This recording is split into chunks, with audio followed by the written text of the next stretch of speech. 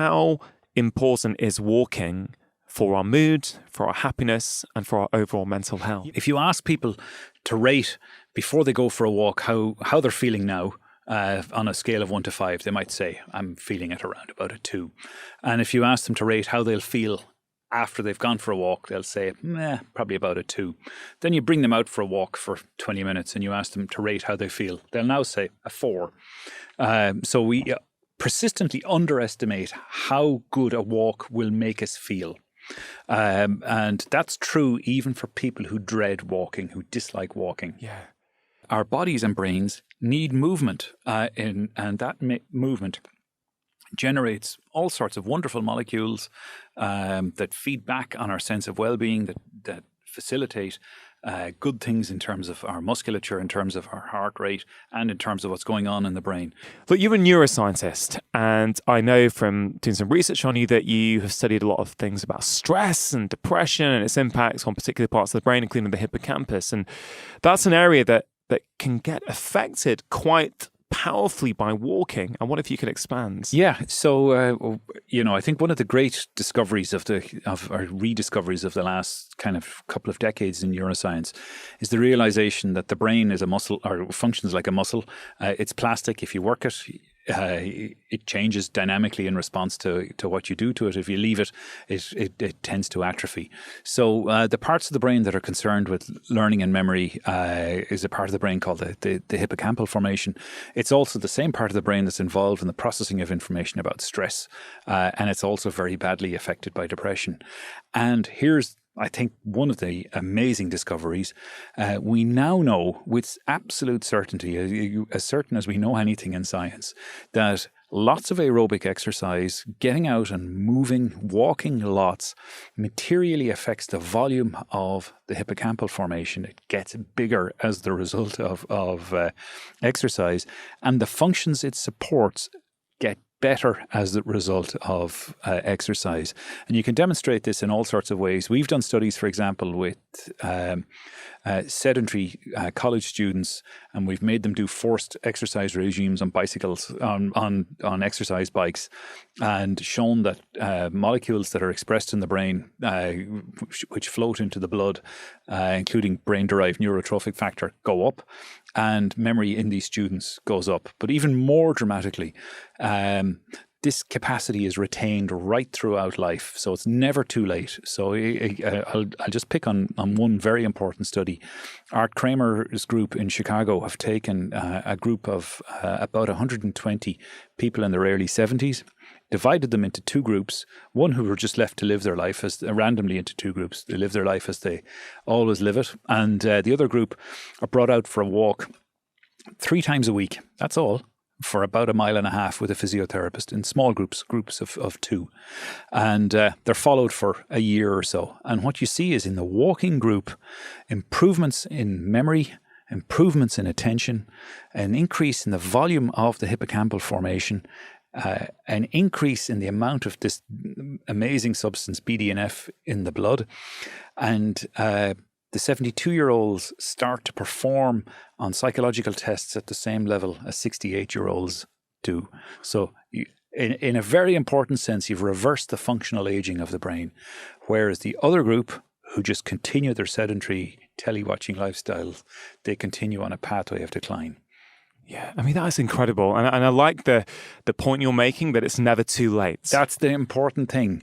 And I like to suggest that you only get old when you stop walking. You don't stop walking because you're old. Have we missed what is sitting right in front of us by looking for more exciting forms of movement and physical activity? Is it sitting right there in front of us? And have we, I don't know, is it reflexive of culture where we're at, that we're always looking for the new gimmick, the new thing that's going to somehow, reverse our biological age and get us fitter and healthier, whereas walking probably does all of the above and more? Walking is this astonishing capacity that all humans have.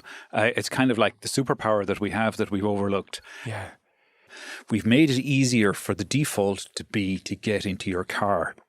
What we should do is at all of the points of the day, whenever you're moving around, we should make it easy for you to just put one foot in front of the other without thinking about it. Yeah. That's what we need to do. You have shared some research that suggests actually if we walk prior to doing some sort of intellectual task, we perform it better if we have walked just before it. Yeah, and we perform it more creatively, which is the other thing. We generate more ideas. So a very simple way of demonstrating that is, to take a common household object like a pen, for example, and I ask you to come up with as many uses for that as you can in the next 3 minutes. And you might come up with 7 or 8 uses. You might come up with 25 uses. People vary and reliably vary in this capacity, but it's a very good measure of creativity. Knowledge workers, creative artists, high-performing scientists will typically come up with many more uses for a common object than somebody who's not working in those kind of domains. But here's the rub.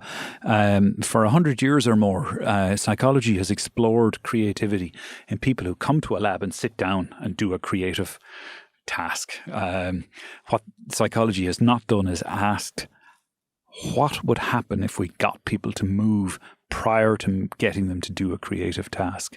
And what you find is that if you have people do a short period of movement, walk for 5 or 10 minutes prior to them generating these new creative ideas, they generate on average twice as many after having walked compared to those who are seated.